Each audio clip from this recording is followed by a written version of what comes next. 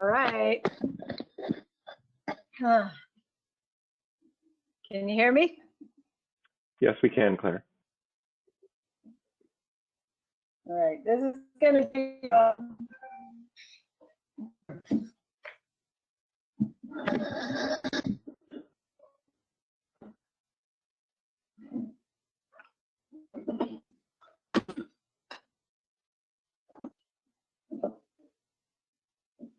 all right. Well, it's 9:30. Daniel, did you already read the housekeeping, or that's just for people will read that themselves? I have not read it yet. I did give the reminder about keeping yourself on mute. And if you didn't see, this meeting is being recorded. So we will be recording it and posting a copy to the CMAP website. And if you didn't already get a chance, meeting materials, both the agenda and memos and presentations are available on the CMAP website at the link that's listed there. It's also in the chat if that's easier to copy and paste. So I think. All right. Well, there's one other bit of housekeeping, which is that we are holding this meeting as a virtual meeting as permitted by the governor's disaster declaration of November 13th, 2020. The determination has been made that it is not practical or prudent for this committee to meet in person. And so to ensure a transparent and open meeting as possible, we have posted the materials approximately a week in advance. I will provide a recording of this meeting linked on the website, and to the degree we have votes, we'll take them by roll call. okay, great. Thank you, Daniel. And for those of you who haven't met Daniel, he's our new staff liaison to RTOC, and he'll be able to help you with any technical difficulties you're having or anything like that. So, since the meeting is called to order, I'd like to welcome you to our first RTOC meeting since January. That's been a pretty long time. I have to say I miss seeing everybody here. Agenda item 2. We're going to ask for introductions now, but since we are online, I'm going to do it a little differently. I'm going to name off the agencies, and if you could tell me who's here attending from the agencies, if any, we'll write that down. So we'll start with IDOT. Is anyone here?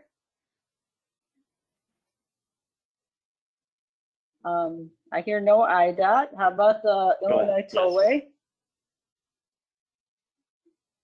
Could you state?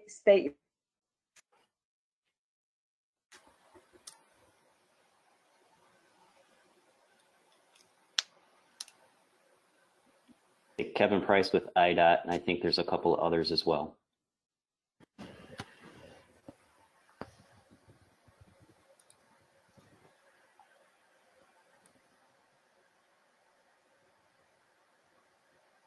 Did we lose Claire? We may have temporarily. Are there any representatives from the tollway?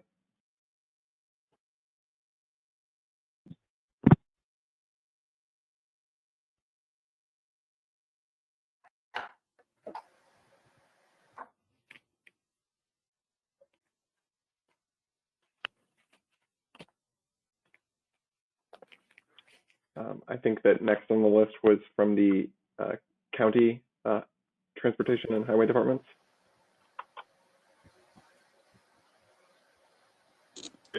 Rich Giserni from Cook County. John Nelson, Lake County. DuPage. Bill Edson, DuPage. Stephen Zolkowski, Kane County. Bradley Cousin, McHenry County. Brian Roberts, Cook County. Christina Kapkowski, Will County. CDOT. Good morning, Abraham Emmanuel, CDOT. Ben Redding from McHenry County. Andy Hines, City Naperville. UIC.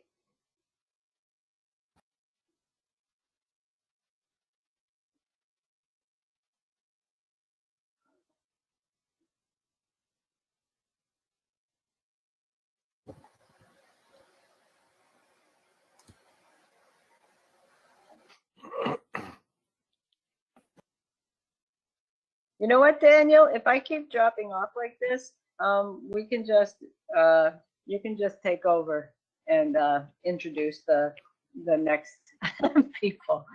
Okay.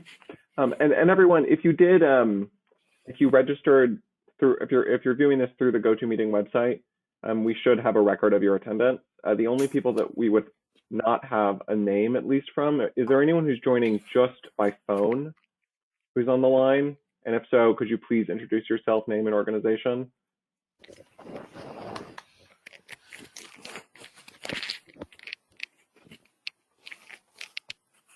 Okay, great. It looks like everyone is joined on the GoToMeeting, so we should be able to pull that more easily. Okay, Claire, do you have anything else you wanted to announce here, or should we move on to the next item?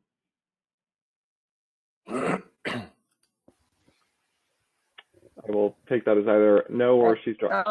That would be Jason Navoda. He's our director.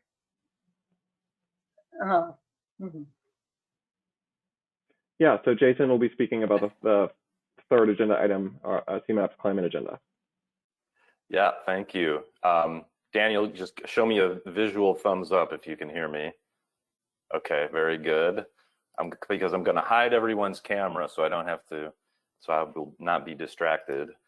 Good morning, everyone. This is my first opportunity to speak to this group, so I appreciate that.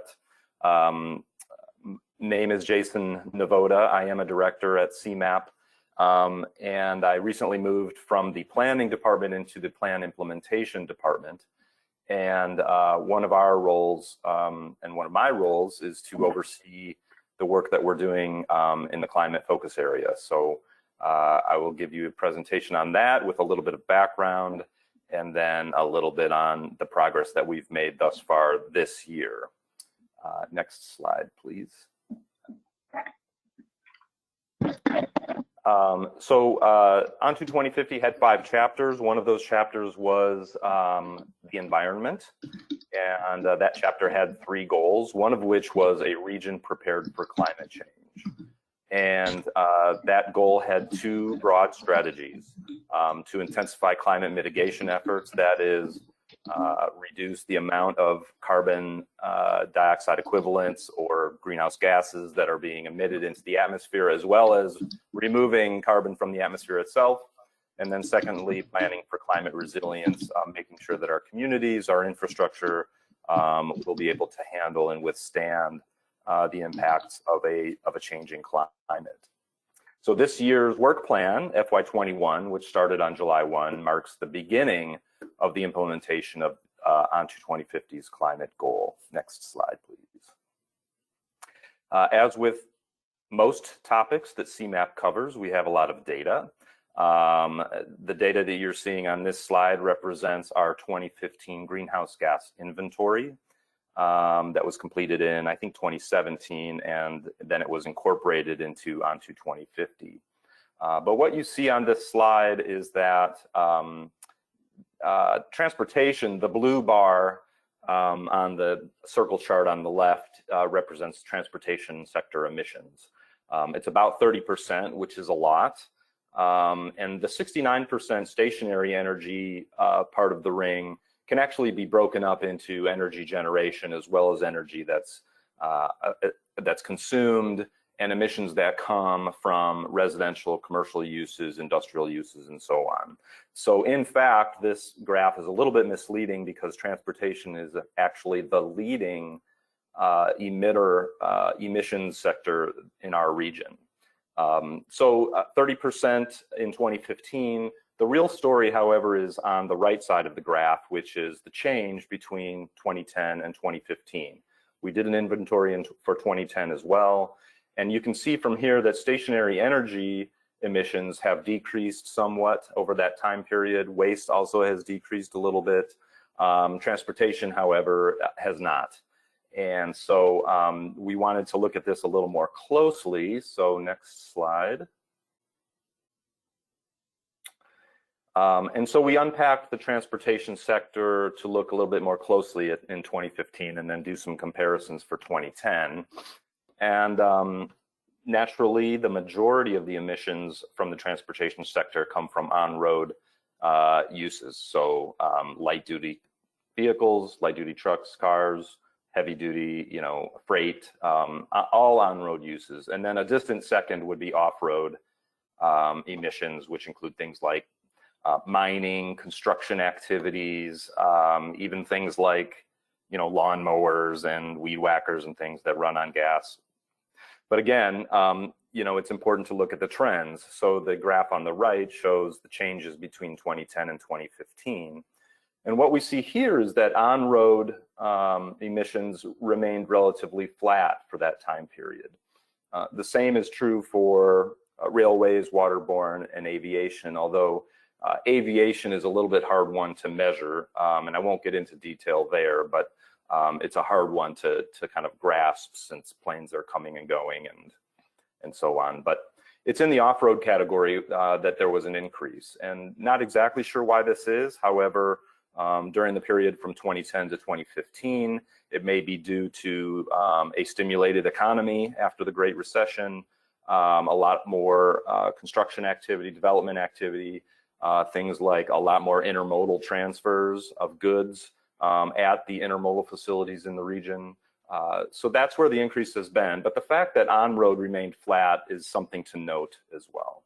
Next slide, please. Also, as part of the 2015 greenhouse gas inventory, we did some pretty simple projections for the Chicago region from the year 2010 out to the year 2050. And you see three trend lines here. They're just straight lines, so they're pretty simplistic. But the business as usual trend line, which extends up to the upper right of the slide, represents a scenario in which the per capita emissions remain constant from now until 2050, but as our population grows in the region, which is based on our forecast, emissions will increase along that same line. So that's that trend line. The current trend scenario, which is the middle black line, represents a year-over-year decrease in emissions that matches what we saw from 2010 to 2015. So from 2010 to 2015, we saw a 7% decline in emissions for the region. If that were to occur year over year until the year 2050, that's what that line represents. The green line is the climate stabilization path. And if you look on the graph, you'll see a dotted line down towards the bottom. That is the climate stabilization goal. That line represents an 80% reduction of emissions from 2005 baseline by the year 2050. That is the point at which scientific consensus tells us we need to hit in order to minimize the increase in global temperatures and the associated impacts. So that green line represents a doubling of the decrease that we saw over the last 5 years. So you can see from here that we have a lot of work cut out for us. Next, please. So surely we've all seen these graphs. We're expecting a warmer, wetter, and more variable climate, and more extreme, I will say, more extreme weather events. And the trend here, this is about a century trend, and you can see clearly that the trend is up. Next slide, please. And some people, like those on the call today, may like to see data in a form like that. Other people are more stimulated by images like this. The image on the left is street flooding, local flooding that we can expect more of in the future. And just a note on precipitation patterns. What we have found is that over the past century, the number of 2-inch rainstorms every year has approximately doubled over a century time period, meaning that we're experiencing more frequent and larger rain events. This also means that stormwater infrastructure that's designed to handle the 100-year storm event, a target that for decades means that this storm has a 1% chance of occurring in any given year. it's becoming increasingly, the infrastructure that's designed to handle that storm is becoming increasingly inadequate, because the 100-year storm is not happening every 100 years, it's happening much more frequently. And so, you know, our stormwater agencies, transportation agencies as well, and others are facing a situation, a dynamic situation that's changing year over year, and we should be aware of where we are headed as a region. This map on the right, just very quickly, is what the climate in Illinois could be like by mid-century and end of century under a low emissions scenario, that's the orange colored states, and then under a high emissions scenario, and those are the red states. Next, please. Now, it's not like we've been ignoring the climate challenge over the years. In fact, we've done a lot of things. We've done a lot of stuff over the years. Those include things like guidebooks for municipalities. They include things like strategy papers that were essentially research that led up to the development of ON2 2050.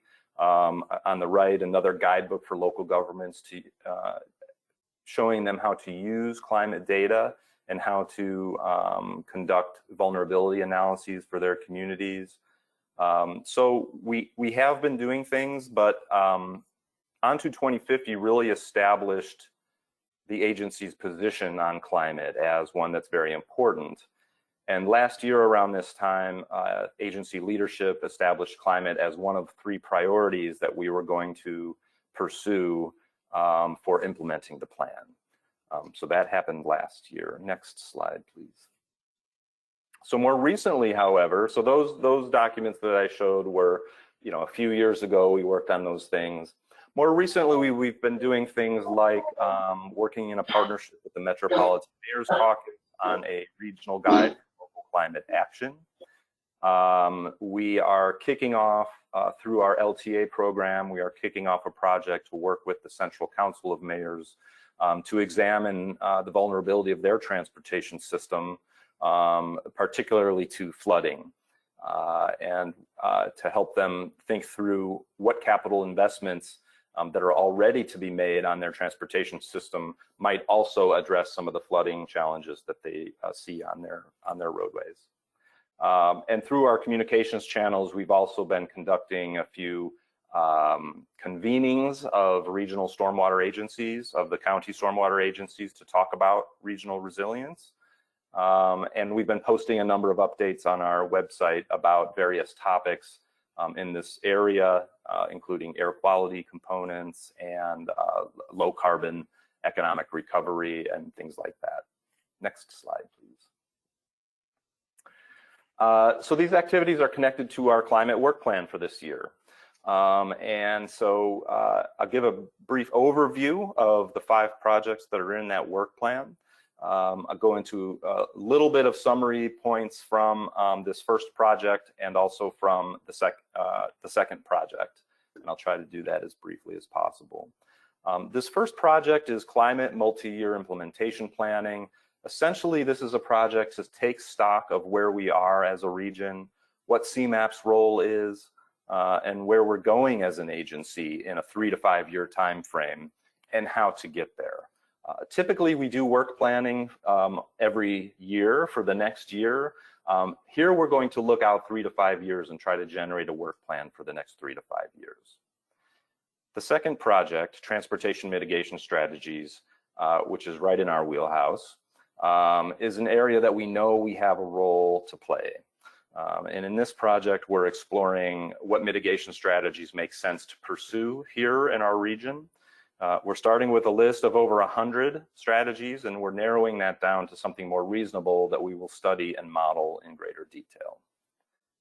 The third project, Climate Mitigation and Adaptation Technical Assistance. This is where we are integrating climate mitigation and adaptation strategies into our local technical assistance program. So that includes our LTA call for projects, that includes capacity building that we're doing with communities and things like that. So direct assistance at the local level. Fourth project is about data. This is where our greenhouse gas inventory lives. We plan to do one for the year 2020 to add another data point to our trend. And we hope to also produce emissions profiles for every community in the region when we do that 2020 greenhouse gas inventory. And then finally, greenhouse gas reporting and monitoring. As most of you know, we've been modeling and tracking air quality components for some time now as part of our conformity work. But we haven't been tracking, modeling, monitoring greenhouse gas emissions. And it's something that we think we ought to be doing. So here in this project, we're exploring how we might go about that. Next slide, please. So I talked about the first project, Climate Multi-Year Implementation Planning. Some of the results of the work that we've done, I'll show you in a moment. But where we are in this process is at the green arrow here. We've conducted stakeholder discussions, we've conducted peer review, and we're now working on our project list. Next slide, please. So some of the peer review highlights, we researched 27 of our peer MPOs across the country. And these are some of the themes or some of the commonalities that we found. Many of them are conducting vulnerability assessments, either of their entire regions or at the local level or both. Many are producing greenhouse gas inventories, again, at the regional scale and also at the local scale. Some are even setting up sector targets for emissions. Obviously, a lot of focus on transportation mitigation strategies. Some of these agencies are working on building decarbonization strategies. And then finally, something that we've learned quite well is that the importance of partnerships and sharing resources out to our partners and our local communities can't be understated. That's how action will happen, particularly in our region where CMAP has very little leverage really to make anything happen. So working through partnerships and getting on board is the way to do that. Next slide, please. We also reached out to over 20 local stakeholders working in the climate space to have them help us understand what's going on in the region. And here are some of the things we heard from them. The energy and the building sectors are moving. There are things happening in those sectors, either at the state level or the more regional, local levels. But there seems to be a real gap when it comes to transportation mitigation. I think we all know there are things happening and we can point to, hey, CDOT's doing this and other agencies are doing that and so on, but there's no cohesive or large scale effort to work on transportation mitigation. When we asked about transportation mitigation, we heard a variety of strategies. Electrification is the one that gets mentioned the most. Perhaps that's just the flavor of the month this year, or perhaps it really is the fastest way to get emissions down in the region, the country, and the world. We also heard about mode shift, TDM, and land use, but we heard about those less often. We were encouraged to reach out to the environmental justice community to get a fuller perspective on this topic. And we understand that locals are very short on resources and knowledge and data and guidance. That is, municipalities and others working at that local level need help if they are to be taking action. Next slide, please. We also asked about CMAP's role. What should CMAP be doing? And they mentioned a lot of things that we are already doing and we think are our strengths. Regional coordination, convening, and facilitation, we do quite a bit of that. This meeting that we're having here this morning is a perfect example. Some thought that CMAP could be a coordinator of transportation sector mitigation. And that includes things like assessing strategies, prioritizing them, and coordinating implementation across the different actors that need to be taking action. Of course, we do a lot around data, including analytics, but also providing data out to the region. Direct local assistance to our communities, such as through our local technical assistance program. Ensuring that our infrastructure is resilient. And a couple of people mentioned that we should also think about climate-friendly economic growth. Next. So what we're doing now is identifying projects that we're going to include in FY22. So we're writing that FY22 work plan now. We will also be thinking about that long-term, long-term view that I mentioned before, the 3 to 5 year view. So we'll be working on that too, but in the most immediate term, we're identifying projects just for next year that we're going to pursue. And there's a few ways we're going to try to decide what the projects should be, and those are in these last 2 bullet points. In the interest of time, I think I'll skip those and maybe move on to talk a little bit about the transportation mitigation work. So if you could go to the next slide, please. So the purpose of this second project, and this will be the last project I describe, and I only have a couple slides, so I'm nearing the end here. The purpose of this project is to examine the potential contributions the region can make towards reducing greenhouse gas emissions from the transportation sector, specifically on-road transportation, because that is such a huge component of the sector's emissions profile. So we're going to identify different pathways for mitigation, where you want to increase the understanding about what the impacts of different strategies could be. We want to prepare ourselves to be able to respond to future legislation or other initiatives. So I think many of us know that there is CEJA is being discussed at the state level, the Clean Energy Jobs Act, which does include some transportation components. With the change of administration at the federal level too, I anticipate there will be some other activities that we should be prepared for as well. And then finally, high-level quantification of various greenhouse gas mitigation strategies. Next, please. So modeling. So this is not my bailiwick. I'm not a modeler. I'm a planner and a policy guy, but the modelers have put together this pretty simple flowchart of how the modeling will work when we do test out some of these strategies. We'll feed some of the information into our trip-based model to understand travel behavior, which will give us vehicle hours traveled by vehicle and speed classification. And then we will feed that into our MOVES model, which will give us outputs of different pollutants. And so that's the model that we typically use for our air quality conformity work, but it also can output greenhouse gas emissions. So these are the 2 models we will be using. And I hope if you have questions about the modeling, Claire or someone else on the call can answer, because I'm not sure I have the level of expertise on this that's necessary. Next slide, please. Let's skip past this one. And so these are some of the things that would be modeled and incorporated into these models in order to tell us the impact and what the different scenarios might be if we move these different levers and make these particular investments that are shown on here, like transit, regionally significant projects, highway projects. What if the fuel mix changes? What if the fleet mix changes? And so on and so forth. So these are a variety of the things that will be used in this modeling step to better understand which strategies might be most appropriate for our region. Next, please. Thank you. That's my final slide. I think we may take some questions. I'd be happy to take some questions if it's not about modeling. Daniel, this is Dave Tomzik from PACE. One question that with electrification that seems to be in the industry is what happens with the useful life of the vehicles and the batteries? You know, there's been a lot of discussion, you know, how that happens to them.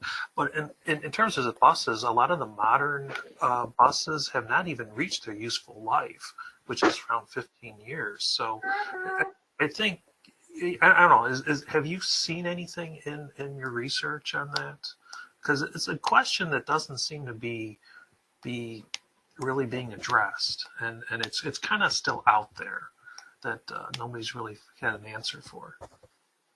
Well, let me make sure I understand your question. Is it, what do we do about the new vehicles that aren't efficient and are going to be on the roads for the next 15 years? Is that?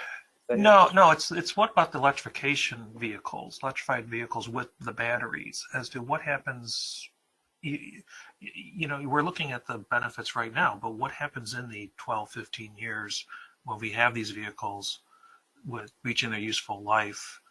What happens with the batteries? What happens to even the replacement batteries? How are those being addressed, and has that become any issues been raised with that? Boy, Dave, I wish I could answer that question. I really do not have an answer to that. I just don't have enough background knowledge about it to talk about that. But it's possible someone else that's on the call here, either from my side of things or some of the participants, might have some thoughts on that. Yeah, because I was just curious as to, right now we take the benefits right now, but long term, and that's why I questioned, like, did you see anything in research, or has anyone brought it up? Yeah, Dave, I would say that this is Martin Menninger. We haven't really looked at either the manufacturing process or sort of the waste stream, which is what I think you're sort of talking about. And those are important components overall. So for the transportation mitigation strategies, we're really just looking at on-road emissions, but you're absolutely right. Things like the waste stream and manufacturing, and then how that electricity gets generated are all sort of important components that we need to keep in mind and be aware of. But we haven't quite gone down the path of quantifying each one of those or developing scenarios for each one of those yet. Yeah, I guess the more of a cautionary as to somebody, I don't want anybody to pick holes into any of the logic and the research that this looks great, but you're just going to have these other issues. So yeah, I think, like I said, right. I haven't seen anything, and it's kind of puzzling that it's not being brought up more. Yeah. Have you seen anything? This is Claire. Have you seen anything on the longevity of electric motors and electric vehicles, or maybe they could last longer or shorter than a standard bus? Is that a question for me, Claire? That's a question for maybe Martin. I mean, he talked about the stream manufacturing and waste, and how about the actual life cycle of the vehicle? Yeah, so we know that electric vehicles have lower maintenance, whether it's a bus or a car. But we also know that it's very early. It's still maybe not an emerging technology, but early in its life cycle. So I think that the buses made today are still sort of the initial round, and hopefully that technology develops. We're going to have a transition period before we get to all electric. It's going to take us, who knows, could take 20 years to get there, and hopefully all of the infrastructure and technology evolves along with that.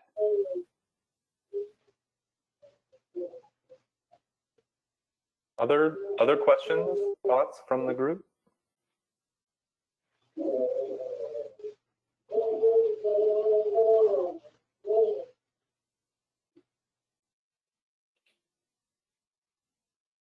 Okay.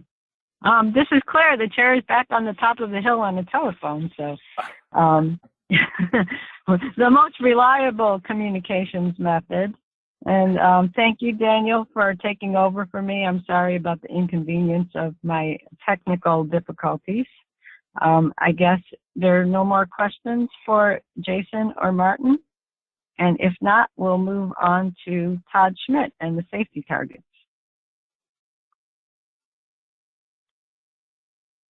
Todd, are you there?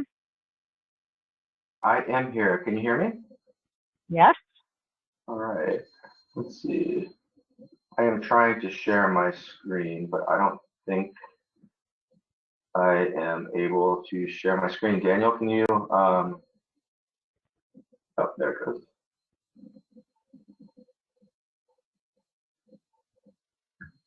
Let's see.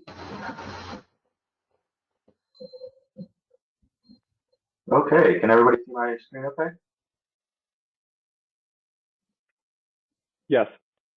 Okay, perfect. All right, Thank you and good morning. Today I'm going to present on the 2021 Highway Safety Performance Targets. This is our 4th year setting safety targets. So I'm going to start off giving a little background on the Highway Safety Performance Targets in case anybody forgot what they are and why we do them. And then jump into IDOT's 2021 statewide highway safety targets. Next, share the staff recommendation and timeline for setting the targets. And wrap up with discussion on what CMAP is doing on the safety front.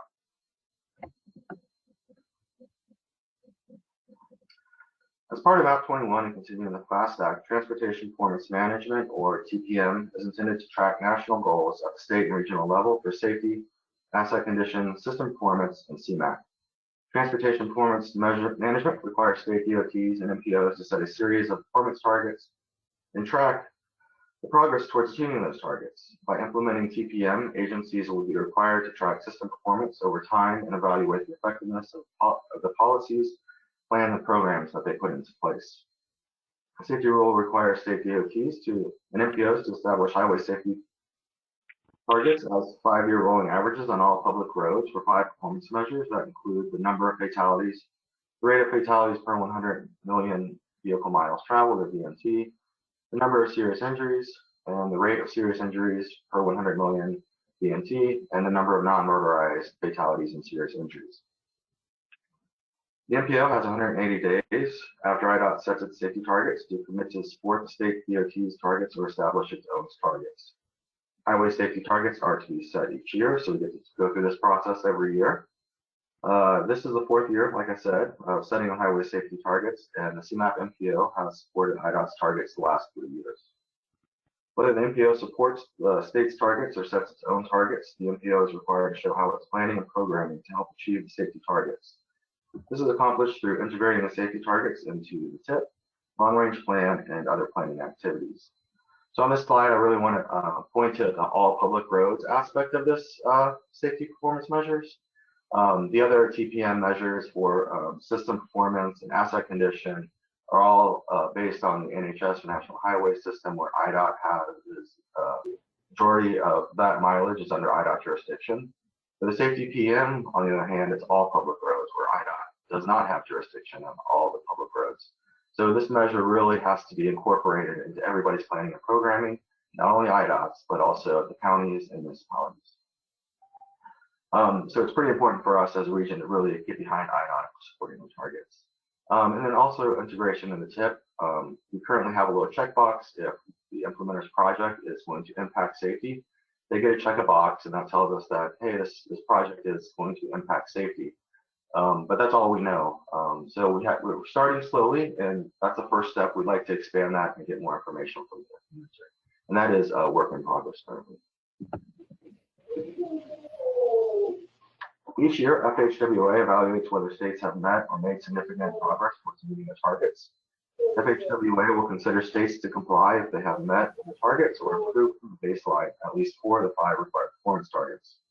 The baseline is defined as a 5-year average ending with the year prior to the establishment of safety targets. For example, the baseline for the 2018 target was the 2012 to 2016 5-year average. So up on the slide, I have FHWA's 2018 assessment of the safety targets from 2018. Unfortunately, the state did not meet or make significant progress towards achieving those targets. So on the slide, this was just released earlier this year. So on the slide, we have the 2014 and 2018 target that was set by IDOT, and then the outcome of the performance target, and then that baseline I was mentioning. So the state has 2 options of achieving a target. They can either hit their target or do better, or just do better than that baseline. So unfortunately, they did not meet any of their targets, but they did do better than the baseline for the serious injury. So they achieved 2 of their targets, but they did not meet 3 of them. So they did not meet or make significant progress towards achieving those targets in 2018. So how does this impact the state? Well, if it is determined the state has not met or made significant progress towards meeting its highway safety targets, the state is required to obligate all of its highway safety improvement program or HSIP funds towards safety projects. IDOT already does that. But they also have to develop a highway safety improvement plan implementation plan, HSIP plan, which IDOT currently does not do. So this is something they're going to have to start working on the next year. And be interesting to see how they come up with that and the results of the HSIQ. Before I jump into this slide, I'd like to provide a little insight on how IDOT sets its safety targets. IDOT evaluates two methods to set its safety targets: a least squares trend line, and this approximates kind of the actual trends, which direction are we going, and a policy-based 2% annual reduction in the 5-year rolling average. IDOT selects the method that returns the greatest decrease in the 5-year rolling average for each measure. So even if we have a downward trend, but that 2% reduction in that 5-year average is greater, they're going to choose that 2% reduction in the measure. And it's just because it's a little more aggressive. IDOT does not consider the previous targets when setting the new targets. So even if they did miss the previous year's targets or something has changed, they don't really go back and look at those past targets. They just use the policy-based 2% reduction or that trend line. All the graphs in the presentation are formatted the same way. So the statewide data is in blue and the regional data is in red. So you can get a picture of where the state is headed and how the region is, where the region is headed. The dashed blue line, and the number at the end of that dashed blue line is IDOT's 2021 target. And IDOT's previous statewide targets are the purple diamonds. So we thought it'd be nice to take a look at where we're going, what the new target is, and kind of take a look back and see what the past targets were. The 2021 fatality targets for 2021 is a nice even 1,000. And this target was set using the policy-based 2% reduction. Unfortunately, the 5-year average for fatalities in the state and region have been trending up the last couple of years. The good thing is, if you take a step back and zoom back in the past 30 or 40 years, we have seen a large decrease in the number of fatalities, traffic-related fatalities. But recently, we've been hovering around that 1,000 fatality year mark for quite a while. Well, it's been pretty tough for us to break through it. We thought for sure that this year would be, the banner year with the pandemic, people not driving, and we'd see this huge decrease in fatalities. But unfortunately, that is not the case. We're actually seeing an increase in fatalities.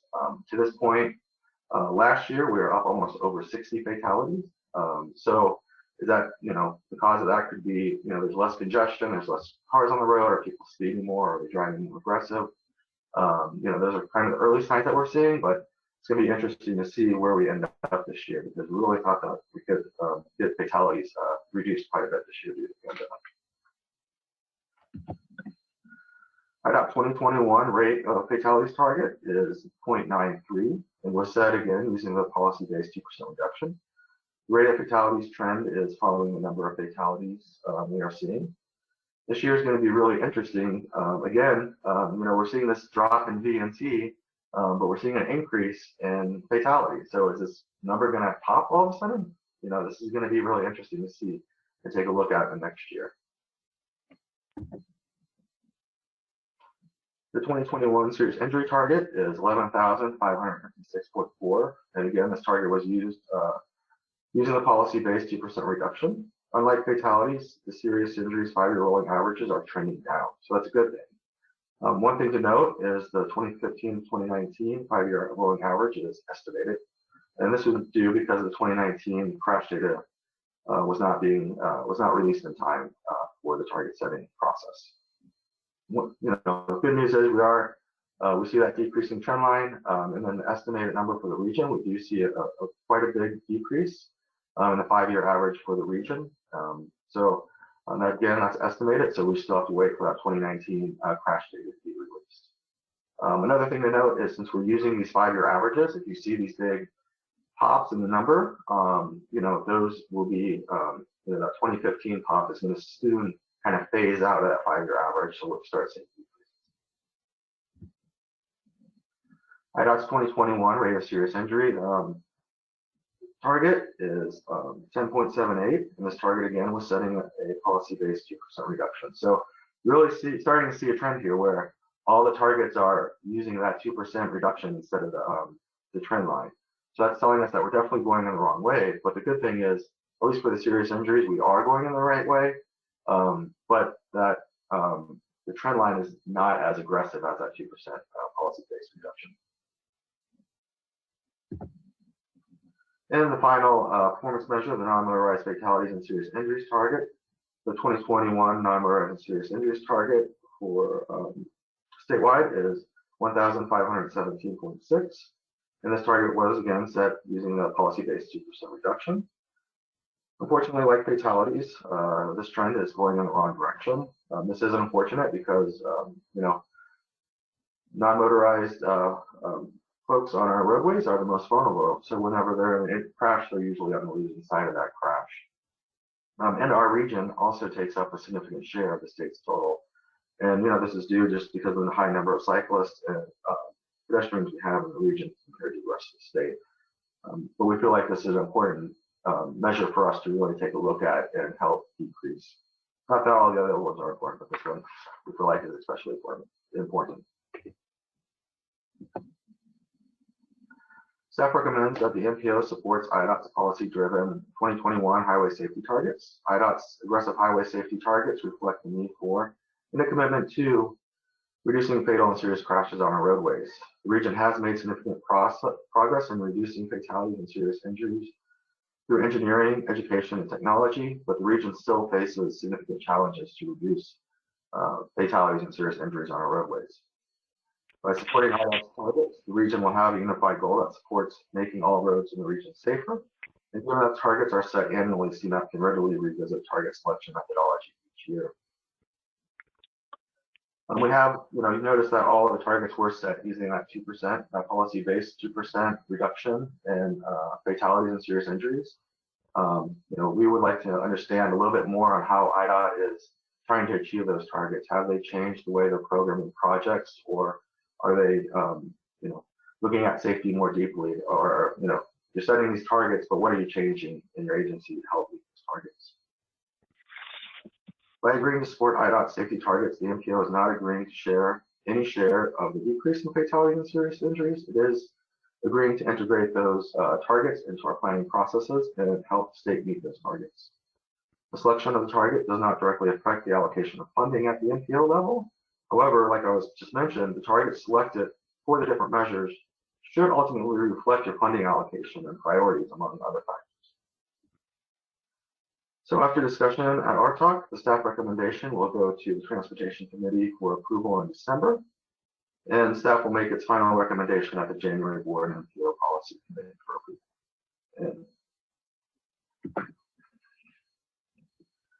So I just want to give a little update on how CMAP is, the number of items CMAP is working on in the traffic safety space. Safety Action Agenda, this is a new project we just started, is intended to guide CMAP's safety work in the coming years. The project is expected to produce 1 to 2 projects that will help advance the safety in the region. And CMAP plans to convene a resource group very soon of transportation safety experts from around the region to provide input on the direction of the action agenda. For the first 2 implementation products, the early thinking is looking into speed management and bicycle pedestrian safety. And the real idea of these implementation products and the real audience is more on the municipal side. So really geared more toward our municipal partners. We found while we were working with our traffic safety white paper, meeting with you all, is that there's kind of a disconnect between IDOT and municipality, and there's just some information flow that's being lost somewhere there. So we really feel that our job as the MPO, we really could help implement or provide some products to help our local municipalities. Also, as part of the Safety Action Agenda work, in the coming years, CMAP staff plans to update the 2017 Traffic Safety White Paper and to start the discussion of maybe setting medium-term targets for the region to achieve. Setting medium-term targets, say about 5-year targets, really will allow the region to develop policies and program infrastructure improvements that will have a positive impact on traffic safety issues found across the region. So we're setting these targets every year, but our policies and our programming and infrastructure projects have not really caught up to target setting process yet. So we feel like if we set maybe a medium-term target for the region, maybe we can tweak some policies and program infrastructure projects to really hit those safety targets.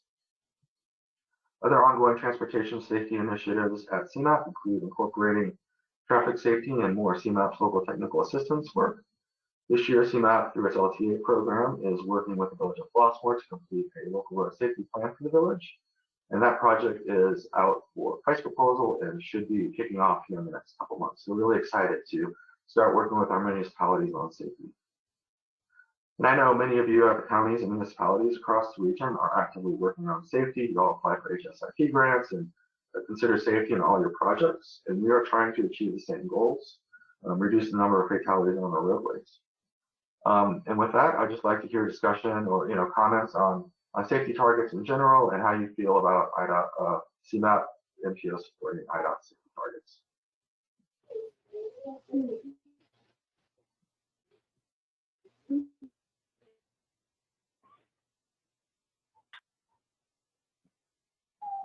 Are there any questions?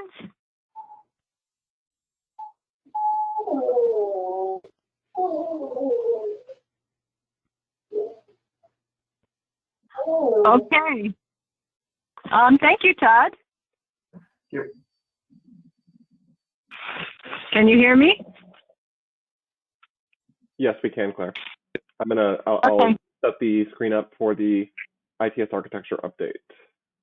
Okay, very good. Very good. All right, is the slide up there? I'm flying blind today. It is on my screen. Can anyone else acknowledge that they can see the slideshow? Yep, we can See see the it. 5.0 regional ITS. Yes, exactly.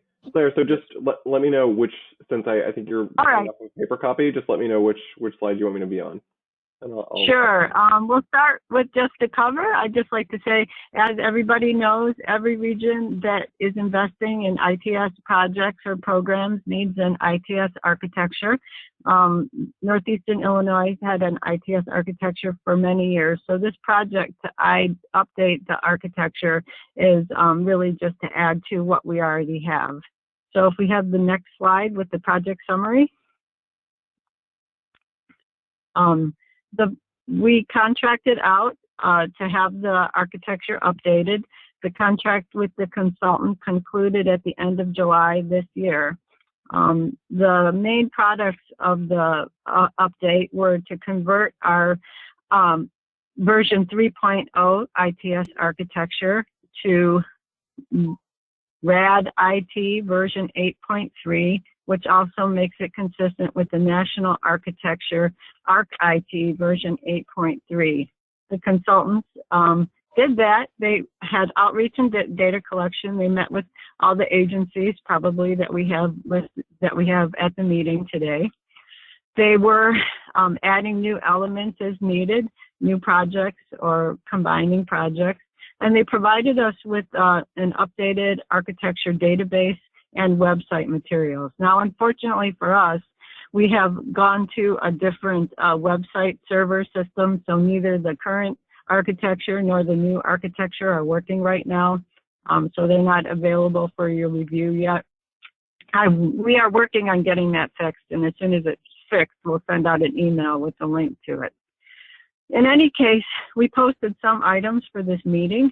One is the ITS architecture summary report, which describes what's in the architecture database.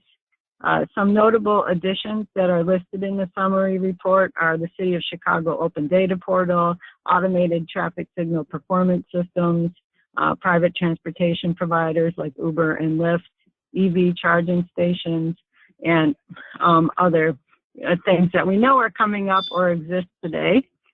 We also have presented some linkages to the ON2 2050 recommendations to show how the ITS system and the architecture is consistent or relates to our long-range transportation planning. And also major project architecture updates are listed there from the agencies. Now, as I said, since our online website isn't working, the report has live links to the online database, and so I'll have to fix those too and send that to you when it's ready. They also provided a maintenance plan. The maintenance plan is basically the same as the previous version, which maintains that it's still a worthwhile goal to maintain the architecture on a continuous basis, although we haven't always been successful doing that. We're going to keep trying to do it. Highlighted on this slide, you'll see the Communication Systems White Paper and I-290 Concept of Operation. Those are highlighted because They aren't right now a part of the database, but they're important for understanding first the communication systems needed for the future of ITS, and also how to move the region forward in integrated corridor management, which we've been talking about for a while, which is very ITS heavy, but which we haven't really done specific corridor work on. And so, next slide, communications white paper. Hart, you still hear me? Yes, we can, and we're on the communications white paper conclusion slide. Yeah, this connection is so good, it sounds dead.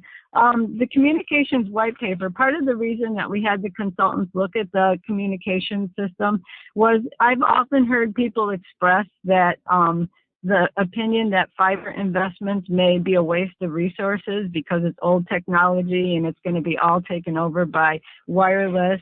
Also, other people on the other side of it have wondered what we should be doing as far as communications to prepare for future technology.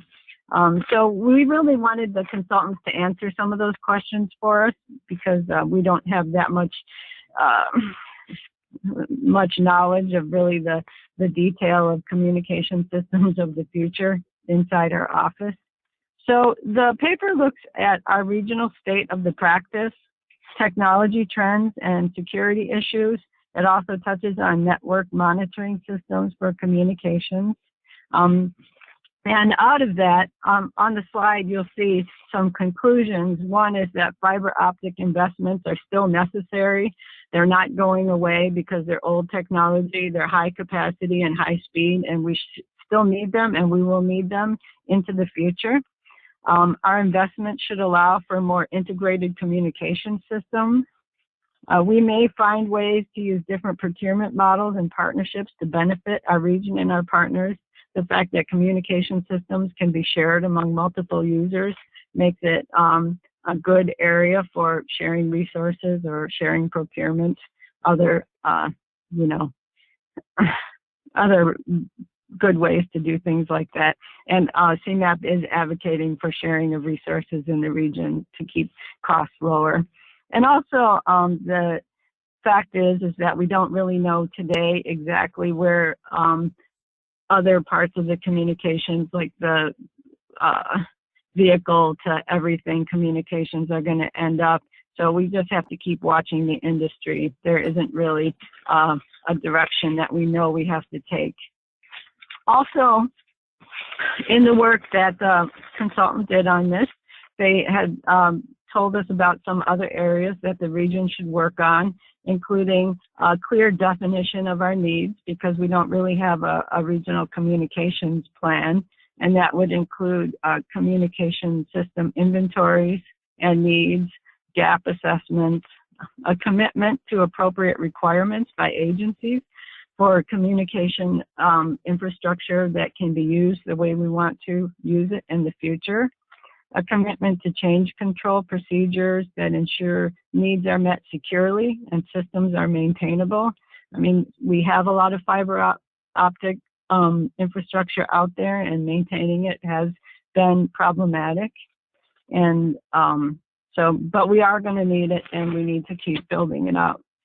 There is a lot in that paper, so I encourage you to take a look and get back to us with any comments that you have on that product. Next slide, please.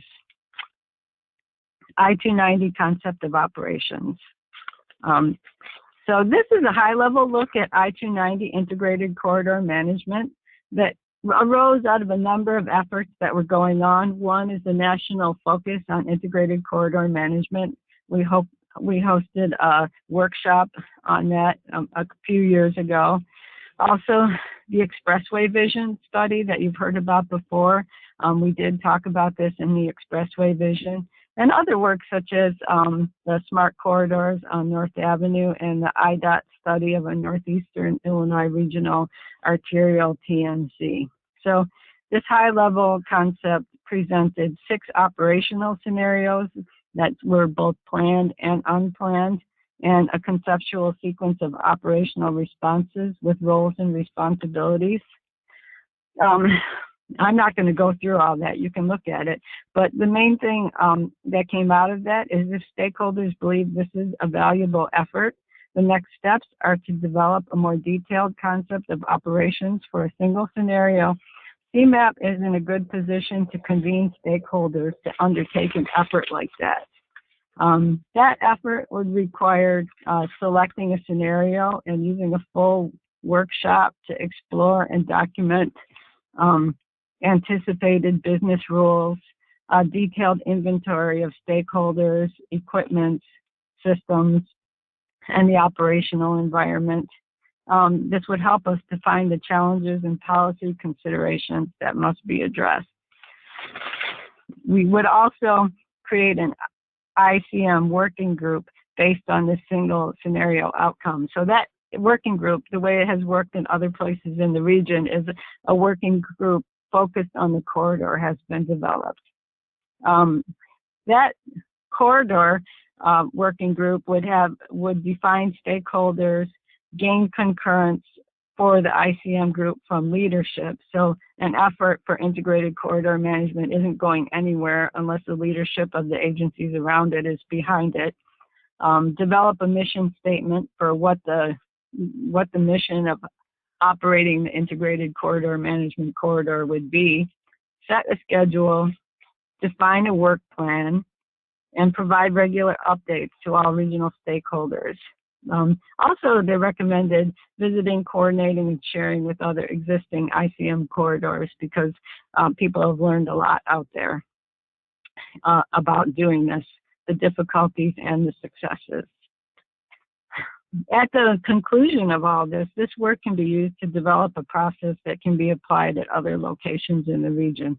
So, I think that the future of operating the system really is going to be more system integration and more corridor operations rather than single facility. And it'll be good if we can develop a systematic way to develop that in other corridors. So next slide for next steps. Since the RTOC and ATTF really are the first step in getting the ITS architecture established as the new official version 4.0, I'll be looking for some feedback from the agencies. You haven't seen any of this yet, so we're not going to do that today. What we will do is fix version 4.0 and send a link and I'll fix the links in the summary document and send that out to you as soon as possible. I think we should have that in the next couple of weeks. I'll send a link and you guys can review it and hopefully send me comments before our next meeting in January where we can concur with the architecture items and begin the MPO approval process. And that's all I have on this. Are there any questions about that? Claire, hey, this is Dave. Yeah. The I-290, I know IDOT was re-looking into the design plan, and there was supposed to be a meeting last year, and that got canceled. And I guess, how is this all going to coordinate with, since the actual physical facility is still being determined? Is this something more immediate and then kind of carry into once a decision is made on what the future of the corridor would look like?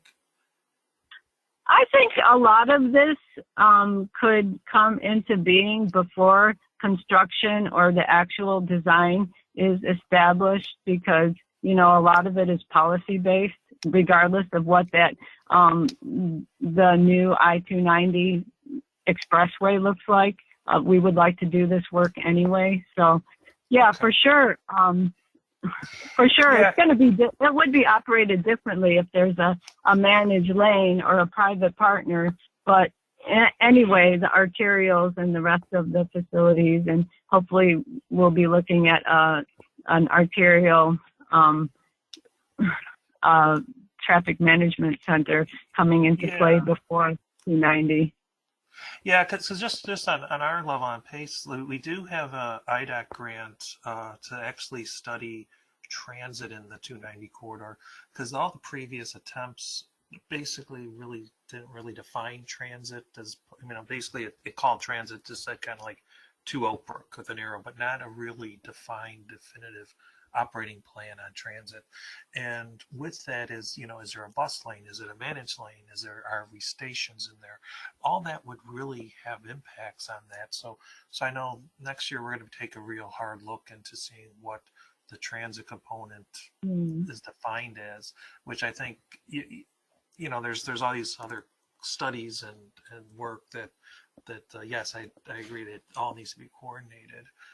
So maybe there's some synergies here that could come about. Oh, yeah.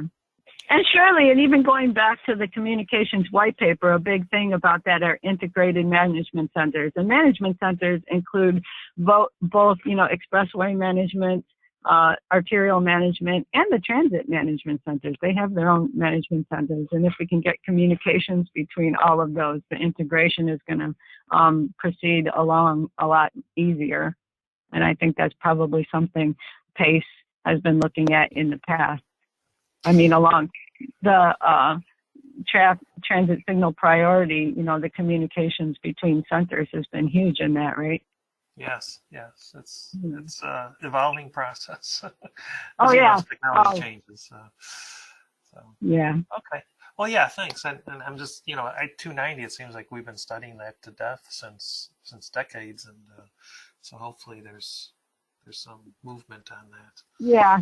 And also, when we're looking at corridor stakeholders, transit are corridor stakeholders, along with the communities there and IDOT and, everybody else who has an interest in how the corridor operates. So certainly transit will be involved in that very much. Okay. Thank you. Thank you. Any other questions? Claire, maybe, this is Scott, maybe one comment. I think that was a little bit of the challenge of the 290 from a high level ConOps standpoint is, I think, to, in talking to you through the course of the project and hearing Dave's comment, I agree there's been a lot of study. So I think as we kind of rolled up the scenarios, I think the approaches to implement and were less about the micro details of how everyone was going to operate as much as they were using those details to identify what some of the enabling projects and technologies might be. And Claire, you mentioned the connectivity between centers, the overall connectivity and modernization of the signals in the area as well, and those relationships with transit and TSP as well. So it was certainly a challenge to fit into the processes to date, and knowing that things are changing as we go. That's right. And the thing that probably you've even said it, but I've heard a lot of agency people say it, is the technology isn't going to be a challenge. It's the policies and bureaucratic structures that are involved that'll be the challenge. So probably take even longer than building out the 290 corridor, unfortunately. Yeah. All right. Any other comments on the subject? Okay. Well, hearing none, I'm also the next person on the agenda at the traffic signal improvement recommendations. So are we on the cover of that one, Daniel? We are. Okay. So let's go to the next slide, division. The region, RTOC has agreed, and we've talked for many years about the importance of the traffic signal system in our region for improving safety and improving mobility, and also the fact that it's kind of invisible how well or how badly it's operating. And so over the past few years, we've been talking a lot about signals, and I'm trying to push that topic in all of my work. That's my mission in my life today. But last year we did agreed on a vision, which you'll see on the screen, that's consistent with ON2 2050. With this goal in mind, we, CMAP, and our members of RTOC reviewed the existing conditions of the traffic signal systems in the region to see if this vision could be achieved with the infrastructure that we have in place right now. Next slide, please. So that work went into an existing conditions report, and the findings from the existing conditions report were the communication system, communications that we have right now does not support communications goals that we have. We don't have the infrastructure in place to improve functionality or maintain a state of good repair or use data as much as we want to or in the ways that we want to, or have asset management procedures applied to the signal systems of the region. Now, of course, it's variable over agencies. Some agencies have invested more than others, so some corridors are in good shape while others are not as good. But in any case, a big finding that we had was we have huge gaps in our knowledge about the condition of the signal systems today. So when we wanted to go on to talk about designing a signal improvement program or signal improvement recommendations, it's very difficult to do when we have such limited information about the existing system condition. So next slide, the divider. Okay, so since we have a vision and we have the knowledge that our system isn't going to be able to let us achieve the vision, we went on to look for ways that we could invest in the system to make our vision more achievable. So next slide is the case for modernization. So we developed the traffic signal improvement recommendations. I think the last meeting that we had, I gave a presentation about what you might see in those recommendations. Probably there aren't going to be many surprises for anyone. So the report first makes the case for modernization, which, as you all know, signal timing projects are very cost effective, but benefits can erode over time, and we don't really know how well a signal is performing, once the signal coordination and timing study is completed and put into place. But we did get some information from our local agencies about the actual benefits of signal timing, and we saw some of that from the regional transit signal priority projects, where they kind of teased apart what was the benefit of just improving the signal systems versus the TSP on the bus. And also Lake County had provided us with some reports. So you can see from that that the traffic signal modernization work is very beneficial. It's a good investment. And we have already seen in our region projects that prove the value of central signal systems, because we have some portion of our signals on central signal systems, and partnerships. And we do have some partnerships in place right now, which as an agency, CMAP supports partnerships where it's possible and beneficial. So next slide, please. So we looked at recommended traffic signal approaches. There's a huge range of investment that you can make in traffic signals. So we basically divided up into two categories of scope. Low cost scope, which is only includes a controller, a cabinet, and accessible pedestrian signals. And a high cost scope, well, the low cost scope that I just mentioned, we estimated a cost of about $27,000. High cost scope, $475,000 for a complete rebuild. And I'll note that we looked at communication separately because some of the projects had communication separately. We think that's important. We'll see more on the program costs in a minute.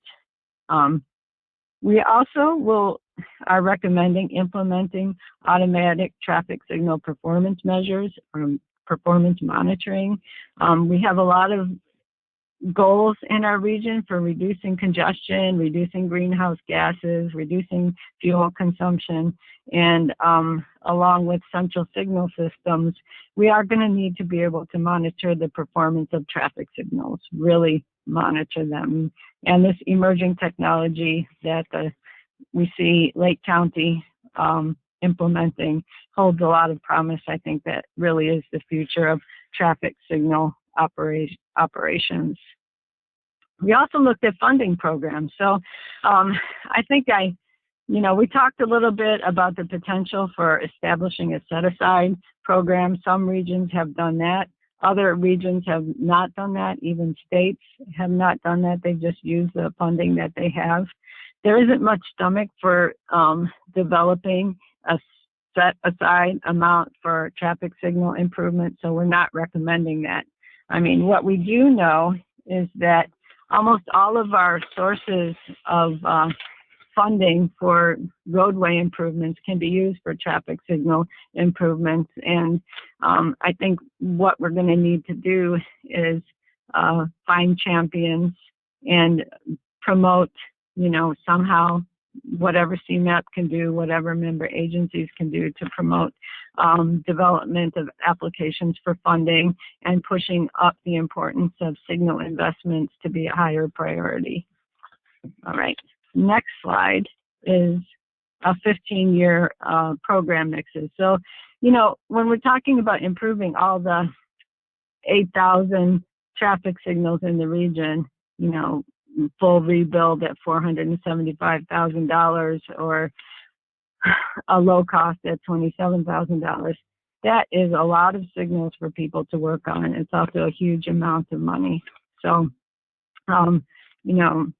we looked at what if we spread those signal investments over 15 years and also different mixes of low cost versus high cost improvements, ranging from 85% low cost improvement with 15% high to the other side, 15% low cost improvement to 85% high. Unfortunately, we still don't know enough about asset needs to know exactly where a program would be. So the mix would probably have to be set based on both need and also how you design the program. So that would have to become clear as we go along. Also, and this is probably underappreciated, is there are limitations in terms of the number of agency and consultant staff who could complete the work. So not only is funding would impact how much you could do in any year, but the number of people you had to work on it. So I don't really know the maximum number of traffic signals we could improve in the region over a year, but certainly there's a top on that. So the next slide, communications costs. As I said, we looked at this separately and we made estimates for per signal based on some other projects that we had information for, which turned out to be about $25,000 per signal. Again, these costs would be refined. Communications costs can be as high as $220,000 per mile for high bandwidth cable, or less than $100,000 per mile for lower bandwidth cable. Again, we spread it out over 15 years, and it looks like, the communications cost turns out to be lower than the traffic signal cost, but on the whole, these numbers for a region as big as ours, which is with as much resources we have, it seems like we could probably do a lot if we put our, hearts into it from the top of the agency to the bottom. I mean, everybody in this room is dedicated to doing this work. All right, next slide, state of good repair and asset management. So as I mentioned in the existing conditions on the slide, is what we do know is that we don't know an awful lot about the region's traffic signal systems. And CMAP and nationally is really working on getting the transportation system into a state of good repair and applying asset management practices to our system. And every time you see something about highway asset management, you see pavement, you see bridges. I haven't seen anything about traffic signals in terms of asset management, and it's a little shocking to me that such an important component of the road system is overlooked. In any case, to support prioritization and program cost estimates, the region should commit to signal asset inventories. We could initially fund some through UWP or statewide research funds. This is really important because we can understand what the system needs are better, and it will support systemic improvements.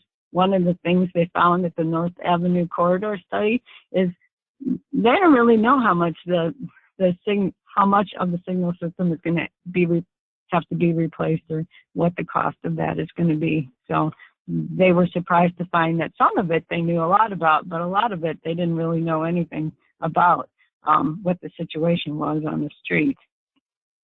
We need to prepare for future needs. Everybody's talking about vehicle to infrastructure communication and, operating the highways more efficiently. And so we're not really going to be able to know what we need to do if we don't know what's out there now. And also, bad asset conditions impose a cost on the public as far as congestion and delay, and also bad asset conditions can increase the cost of maintaining the system, which, does come all the way around to coming out of the public's pocket. So it will be good for everybody if we can understand more about what's out there. Another thing that came out of this, and some research that we've done, is some regions have reviewed signal warrants to see if all the signals that are out there should really be out there. That could be something when we're looking at asset inventory and asset conditions. We could take a look at warrants and see if we're investing in or operating signals that aren't really necessary. Finally, what we also found is that there's some municipalities, and there aren't all that many signals, but there are enough where municipalities don't have the resources to maintain their signals. And it might be wise, if we're looking at this as a regional system, to look at and consider some maintenance agreements for some signals that aren't being maintained the way they should. Let's see. North Avenue Smart Corridor. I believe this is still the same slide. Hello? Okay. So North Avenue Corridor is really a good opportunity to observe the conditions, costs, and benefits of a big signal improvement project.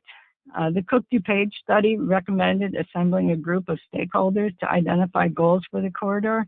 I think a good goal would be to pay good attention to what happened with the signals, what was the condition that they found, how much it cost to improvement, and what the benefits were that they got from that. I think it'll also give us an example of the difficulties or challenges of implementing a large signal program would be. With that, I'll stop there and see if anybody has any questions yet. Okay. Next Claire, slide. See that? Okay.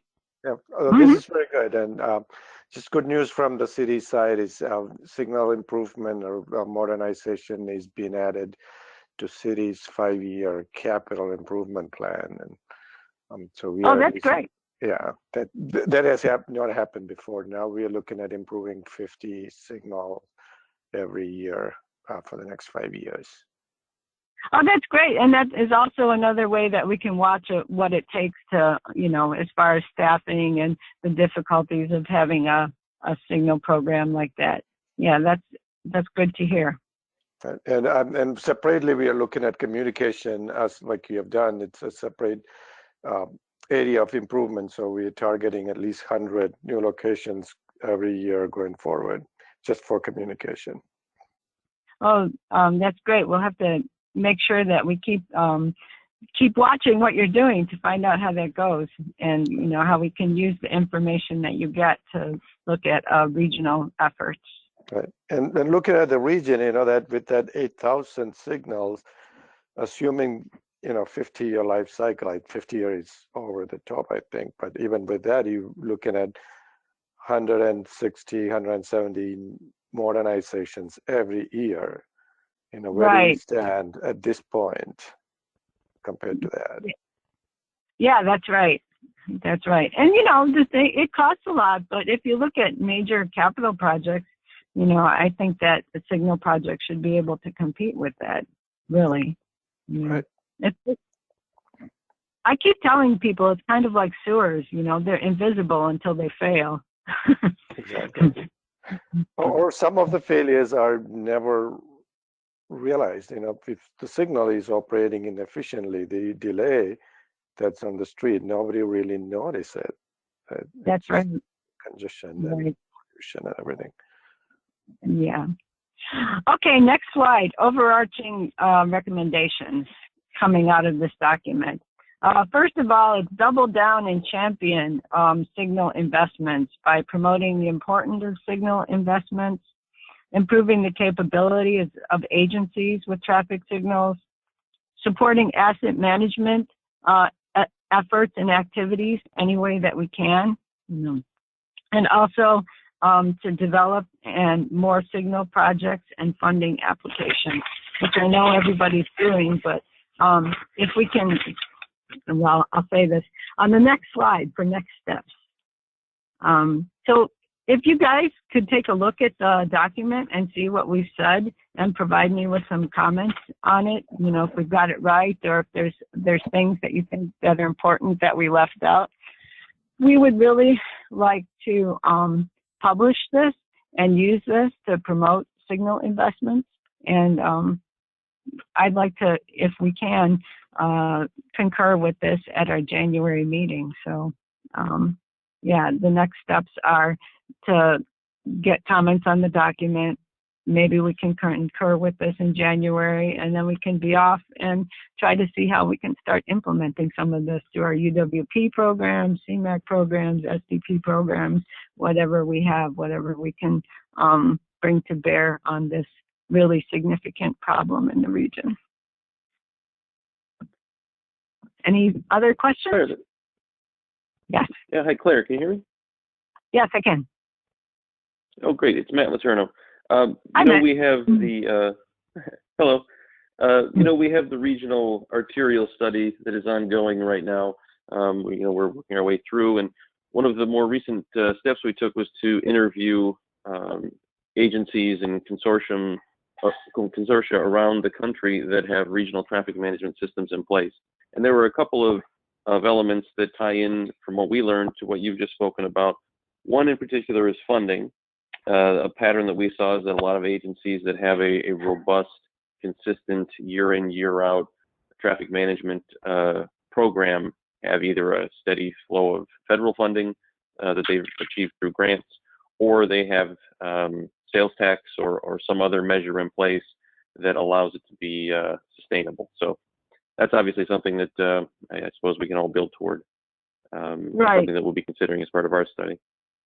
Right. One of the interesting things that I saw was a place where they used red light camera, red light automated enforcement penalties to fund their traffic signal improvements. Mm-hmm. Yeah, certainly there are sources out there, but yeah, I think that the key to it is making it sustainable, at least from our perspective of having an operational component and an annual program, is to make sure that it's sustainable and isn't based on a one-off or in some ways competing against other funding sources. One of the agencies we spoke with, they set aside dollars from their planning level, regional planning funding sources every year is just set aside for their program. So something to consider. And then the other aspect was the folks down in Georgia have a program called SIGOPS, formerly known as RTOP. And as part of that, on the communication side of things, they've installed cellular-based communications at Signals or are doing it across the state. And so I guess that's one area that certainly is worth consideration. Considering the cost that you've quoted there for high bandwidth fiber connections, maybe an interim step would be a wireless approach. Right. Right. Yes. And my presentation was a little bit short, and thank you for bringing that up, Matt. There's a lot in this document, and we did look at some of those other locations, and we have links to those other programs and stuff. So, yeah, I think to do that, though, the only way that is ever going to be successful for us is to somehow get the buy-in from leadership that it's important enough to do it. And so I guess this is our starting point on that. Anyway, anyone else? Great, thanks. Thank you, Matt. All right, the next item on the agenda is the rail grade crossing study with Tom Murtha. Hi, this is Tom. So I'm gonna, let's see, share my screen. And I believe everybody sees my presentation now. Let's see, thanks so much for this opportunity to talk about this project that I'm working on highway rail grade crossings. So at previous meetings, I've talked about the planning process that has led to the prioritization of about 47 crossings for either further study or moving on to construction. But we are now in the midst of actually engaging a consultant in grade crossing studies for, planning environmental linkages studies, using the planning information that we're collecting as part of our effort to understand cost and scope and that sort of thing to actually use that information to advance phase one if we indeed go to phase one for these projects. So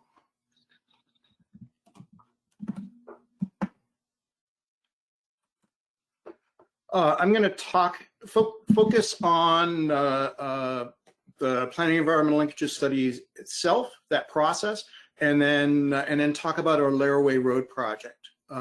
We have just given a notice to proceed to our consultants for the next project in Berwyn and Riverside for the BNSF crossing.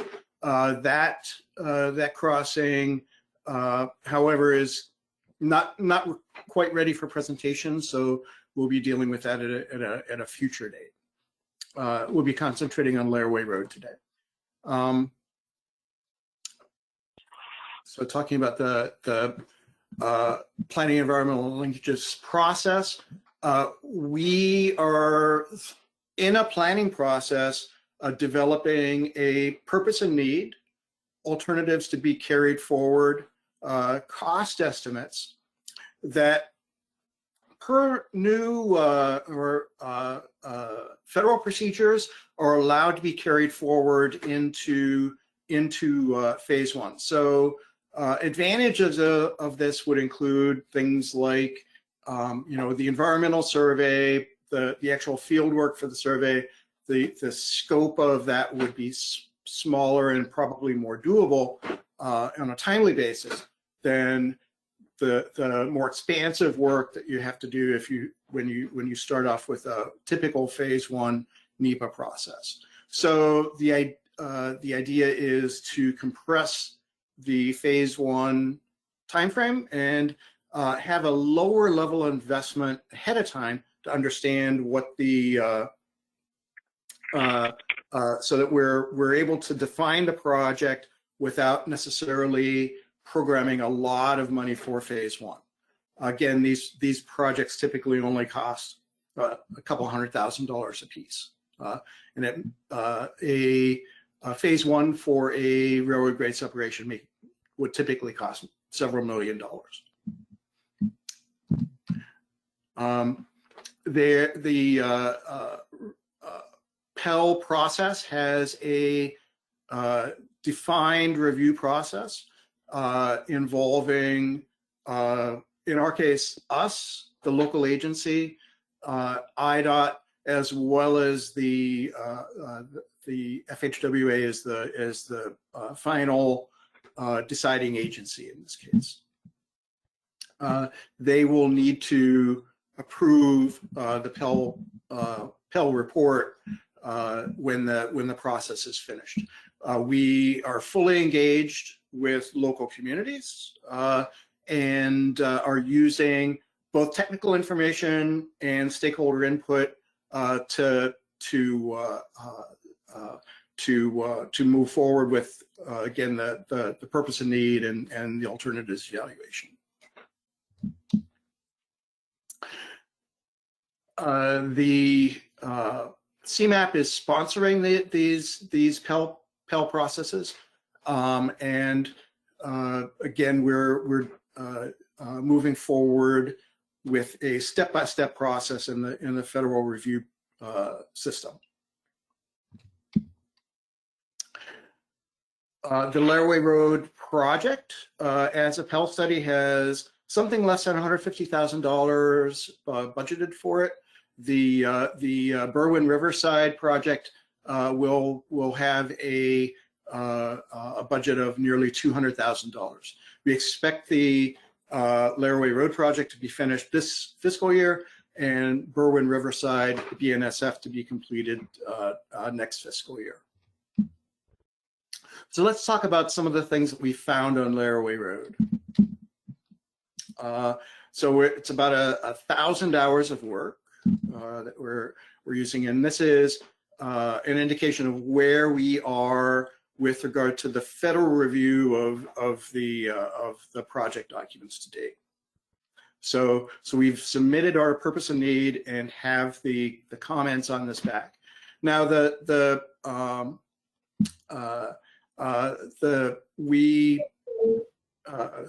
it's important to know that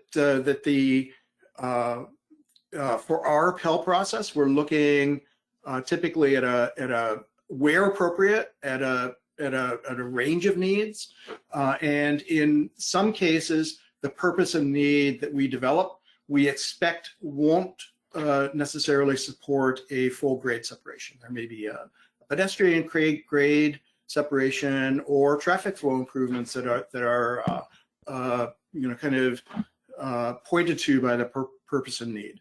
So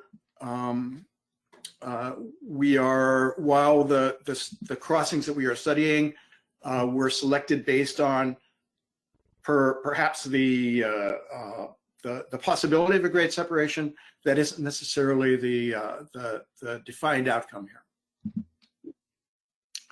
At Laraway Road, the environment that we're dealing with is highly industrialized. So there's a Vulcan Materials quarry in the northwest, the UP Joliet Intermodal Center to the southwest along Laraway Road, and again lots and lots of industrial development in this area. While there is industrial development, the truck access for that industrial development has been limited. So Laraway Road represents at this time only one of 2 truck access points for this large industrial area. The other being Arsenal Road. A third access point is being developed and is expected to be under construction next year at Hobolt Road, where a new bridge is being built with private financing. So the crossing itself that we're dealing with is 2 mainline tracks and a Y that leads to the UP Joliet Intermodal Center. There are 4 quad gates because this is a high-speed rail corridor. And the roadway at this point has 1 through lane in each direction. Total gate downtime for on a daily basis is about 77 minutes. The freight trains usually take about 7 to 10 minutes, sometimes more, to clear the crossing, while the passenger trains, the Amtrak service at this crossing takes only a few seconds, but the crossing gates descend about a minute in advance, minute and a half. So the 10 Amtrak trains, 6 freight trains, 6 switching trains, speeds are expected to increase to 90 miles an hour soon, based on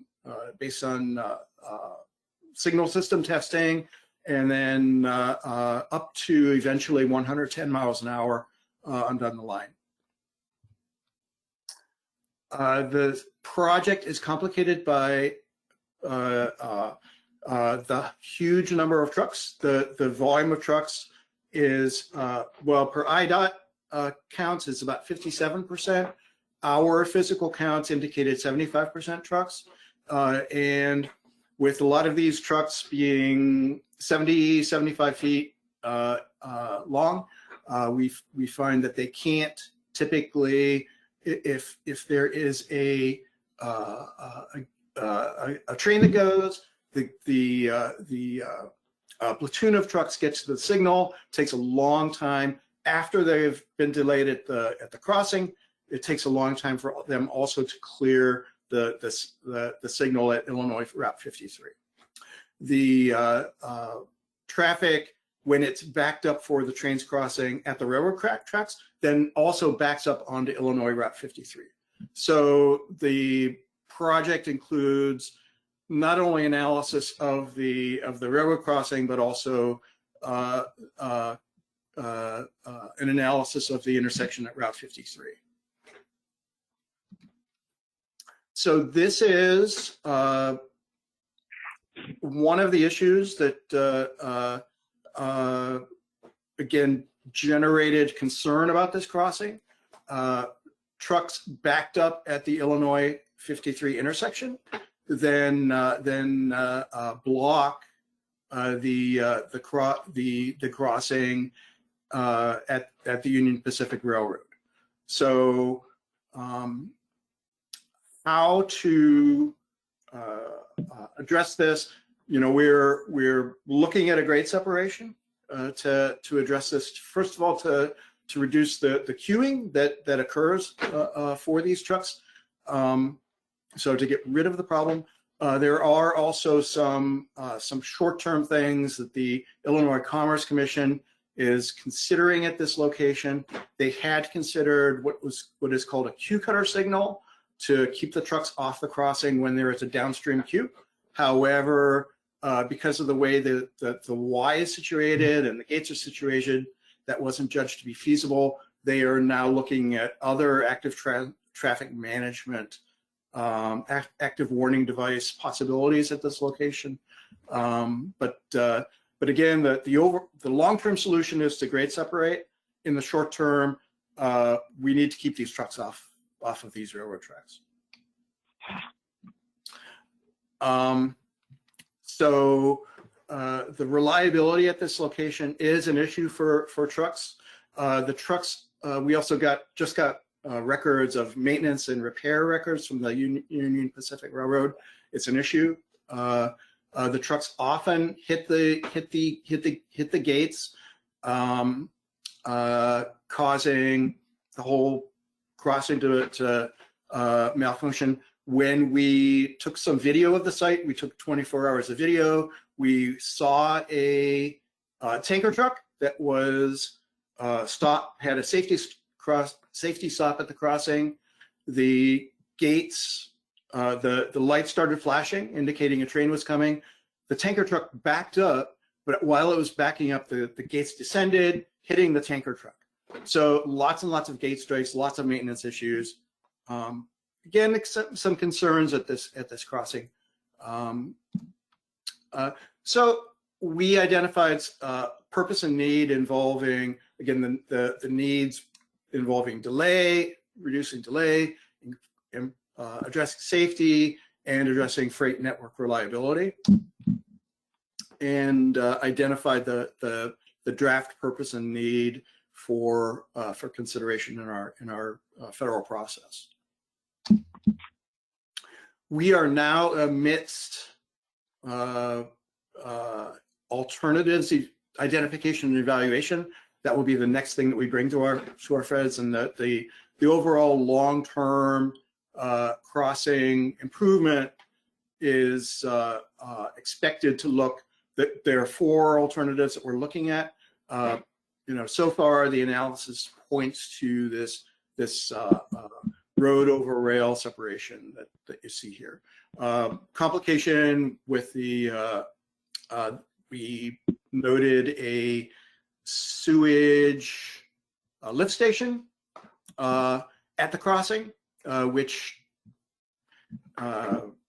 required that the center line be moved to provide access to that site. So lots and lots of complications as we look at these sorts of processes. So we talked about the overall Pell process, as well as looked at that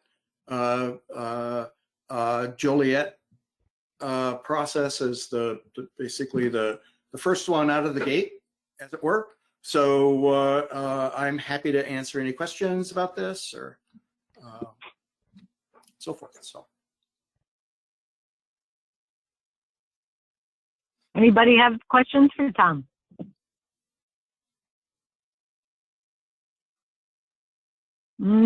Hearing none. Okay, thank you, Tom. All right, thank you. All right, agenda item 8, proposed 2021 meeting schedule. Well, we're going to try to get back on track with this group. It seems like working at home is going to be more than temporary. So we went ahead and proposed some dates for next year, 2021. All Thursdays, January 14th, April 15th, July 15th, and October 14th. So these are proposed. If anybody takes a look at their calendar or finds some reason why they're particularly bad dates, just get in touch with me and we can change them. They're kind of flexible since we don't need a room. So there's that. And agenda item 9, announcements. I was going to try to say in the beginning that we're not having agency updates because we have such a full agenda, but that we can have a little extra time for announcements. So my announcement here is about the CMAQ program. The next CMAQ call for projects will open January 8th, along with the TAP-L and STP shared fund programs. Applications will be due March 5th. And now think about your traffic signals. As with past CMAQ cycles, low traffic flow improvement and ITS projects are eligible, along with transit, bicycle facilities, and many other project types. A call for project informational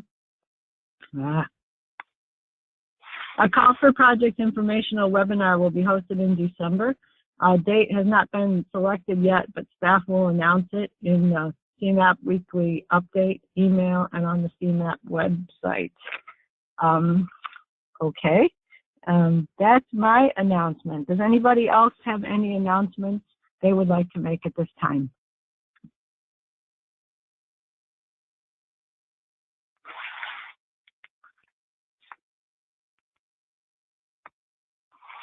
Okay, I'm not hearing any more announcements. I was going to also say this at the beginning of the meeting, but I just wanted to take a minute to note the recent passing of Amarapal Matharu of the Illinois Tollway. He was a very kind and knowledgeable person, and his passing is a huge loss to everyone around him, including this group, because he always made time for me if I wanted to call him up and talk to him about a subject. He never was stingy with his time, so I'll miss him too. So with that, I guess the meeting is adjourned. Thank you all. Thank you, Claire. Thanks, Claire. Thank you. Bye-bye. Thank you. Bye-bye. Thank you, Claire. Thank you. Thanks.